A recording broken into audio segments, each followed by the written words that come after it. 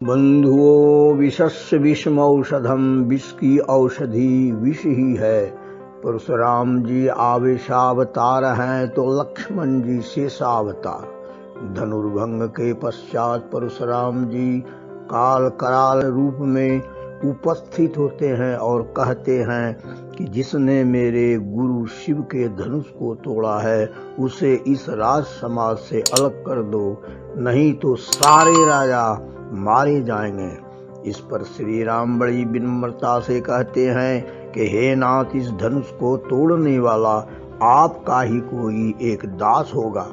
श्री परशुराम जी आंखें लाल कर बोले कि सेवक वह जो है जिसमें सेवा की भाव है। शत्रुता की करनी करने वाला शत्रु ही होता है। वह सहस्त्रबाहु के समान मेरा शत्रु है। मुनि के वचन सुनकर लक्ष्मण जी मुस्कुराए और परशुराम का अपमान करते हुए बोले, हे मुनीश्वर, लड़कपन में मैंने बहुत सी धनुई तोड़ डाली, किंतु आपने ऐसा क्रोध कभी नहीं किया। इस धनुष पर इतनी ममता क्यों है? परशुराम जी कुपित होकर बोले कि अरे राजपुत्र, काल के वश में होने से तुझे बोलने का भी होश नहीं है।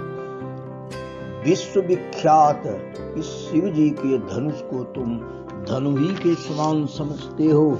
लक्ष्मण ने हंसते हुए कहा, मेरी समझ में तो सभी धनुष एक जैसा ही है। इस पुराने धनुष को टूट जाने से क्या लाभ हानि है? यह तो छूते ही टूट गया।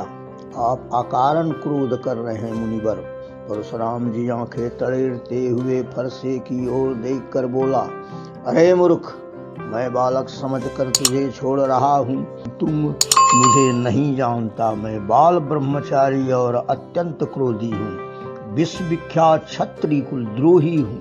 सहस्त्रबाहु की भुजाओं को छेदने वाले फरसे को देख, यह गर्भों के बच्चे को भी नाश करने वाला है।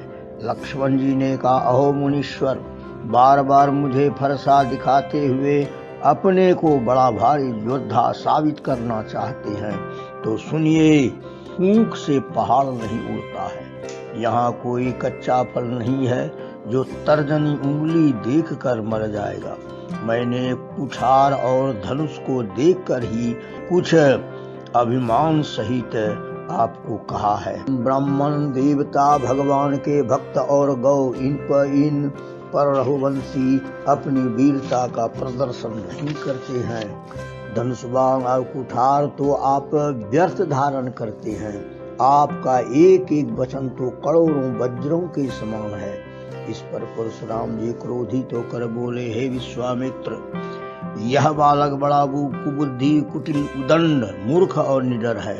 यह सूर्य वंश रूपी पूर्ण चंद्र का कलंक है। थोड़े क्षण में यह काल के गाल में समा जाएगा। अगर इसे बचाना चाहते हो तो इसे हमारा प्रताप, बल और क्रोध बतलाकर मना कर दो। लक्ष्मण जी कब रुकने वाले थे, बोले, सूर समर करनी करही, कहीं न जना वहीं आप। विद्यमान रण पाय रिपु, कायर कथन प्रताप। शूर तो शूरता दिखलाते हैं, शत्रुओं को रण में उपस्थित देख करके कायर ही अपने प्रताप की डींग मारा करते हैं। विश्वामित्र जी बोले, हे मुनीश्वर, आप साधु लोग बालकों के गुण अवगुण पर ध्यान नहीं देते, अपराध क्षमा कर दीजिए। परशुराम जी बोले, तीखी धार का कुठार है, मैं दया रहित हूँ और क्रोधी हूँ और सामने गुरुद्रोही है और अपराधी उत्तर दे रहा है। मैं इस कठोर कुठार से काट कर थोड़े ही परिश्रम से गुरु ऋण से ऋण हो जाऊंगा, लेकिन आपके ही शील प्रेम से इसे मैं छोड़ रहा हूँ। विश्वामित्र मन ही मन बोले, परशुराम जी को हरा हरा सूझ रहा है। यह श्री राम और लक्ष्मण को साधारण क्षत्रिय समझ रहे हैं, जबकि ये दोनों फौलादी हैं। लक्ष्मण जी कहते हैं, हे मुनिवर, किसी गणितज्ञ को बुलाइए और पूरा हिसाब कीजिए, मैं ब्याज सहित ऋण आपका लौटा दूंगा। लक्ष्मण की इस कटु वचन पर परशुराम जी ने कुठार संभाला। सारी सभा हाय हाय करके पुकार उठी। लखन उतर आहुति सरिस, भृगुबर कोप किसान, बढ़त देख जल संवचन, बोले रघुकुल भान। लक्ष्मण के उत्तर आहुति के समान थे।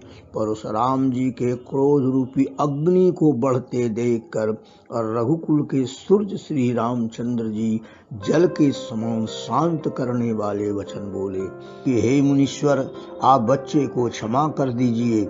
इस तरह श्री राम जी ने अपनी विनम्रता, अपना प्रभाव, स्वभाव तथा मधुर वचन से परशुराम जी के क्रोध को शांत कर दिए।